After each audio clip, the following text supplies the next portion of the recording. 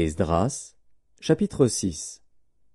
Alors le roi Darius donna ordre de faire des recherches dans la maison des archives où l'on déposait les trésors à Babylone. Et l'on trouva à Achméta, capitale de la province de Médie, un rouleau sur lequel était écrit le mémoire suivant. La première année du roi Cyrus, le roi Cyrus a donné cet ordre au sujet de la maison de Dieu à Jérusalem, que la maison soit rebâtie pour être un lieu où l'on offre des sacrifices et qu'elle ait des solides fondements. Elle aura 60 coudées de hauteur, 60 coudées de largeur, 3 rangées de pierres de taille et 1 rangée de bois neuf. Les frais seront payés par la maison du roi. De plus, les ustensiles d'or et d'argent de la maison de Dieu, que Nebuchadnezzar avait enlevés du temple de Jérusalem et transportés à Babylone, seront rendus, transportés au temple de Jérusalem à la place où ils étaient, et déposés dans la maison de Dieu. Maintenant, Tatnaï, gouverneur de l'autre côté du fleuve, Shethar-Boznaï, et vos collègues d'Apharzak, qui demeuraient de l'autre côté du fleuve, tenez-vous loin de ce lieu. Laissez continuer les travaux de cette maison de Dieu. Que le gouverneur des Juifs et les anciens des Juifs la rebâtissent sur l'emplacement qu'elle occupait. Voici l'ordre que je donne touchant ce que vous aurez à faire à l'égard de ces anciens des Juifs pour la construction de cette maison de Dieu. Les frais, pris sur les biens du roi provenant des tribus de l'autre côté du fleuve, seront exactement payés à ces hommes, afin qu'il n'y ait pas d'interruption.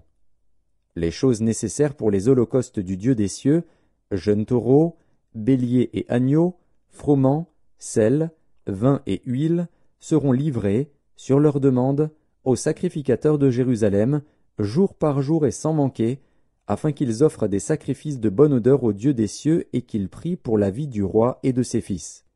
Et voici l'ordre que je donne touchant quiconque transgressera cette parole. On arrachera de sa maison une pièce de bois, on la dressera pour qu'il y soit attaché, et l'on fera de sa maison un tas d'immondices. Que le Dieu qui fait résider en ce lieu son nom renverse tout roi et tout peuple qui étendrait la main pour transgresser ma parole, pour détruire cette maison de Dieu à Jérusalem. Moi, Darius, j'ai donné cet ordre, qu'il soit ponctuellement exécuté. Tatnaï, gouverneur de ce côté du fleuve, Shethar-Boznaï et leurs collègues se conformèrent ponctuellement à cet ordre que leur envoya le roi Darius. Et les anciens des Juifs bâtirent avec succès, selon les prophéties d'Agé, le prophète, et de Zacharie, fils d'Iddo, ils bâtirent et achevèrent, d'après l'ordre du Dieu d'Israël et d'après l'ordre de Cyrus, de Darius et d'Artaxercès, roi de Perse. La maison fut achevée le 3e jour du mois d'Adar, dans la 6e année du règne du roi Darius.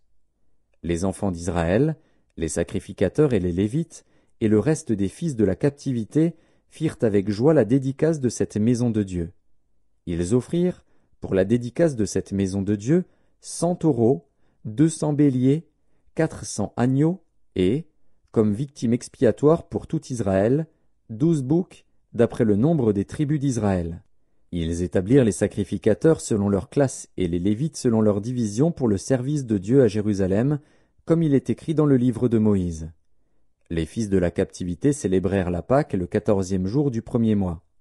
Les sacrificateurs et les Lévites s'étaient purifiés de concert, tous étaient purs. Ils immolèrent la Pâque pour tous les fils de la captivité, pour leurs frères les sacrificateurs, et pour eux-mêmes. Les enfants d'Israël revenus de la captivité mangèrent la Pâque, avec tous ceux qui s'étaient éloignés de l'impureté des nations du pays et qui se joignirent à eux pour chercher l'Éternel, le Dieu d'Israël. Ils célébrèrent avec joie pendant 7 jours la fête des pains sans levain, car l'Éternel les avait réjouis en disposant le roi d'Assyrie à les soutenir dans l'œuvre de la maison de Dieu, du Dieu d'Israël.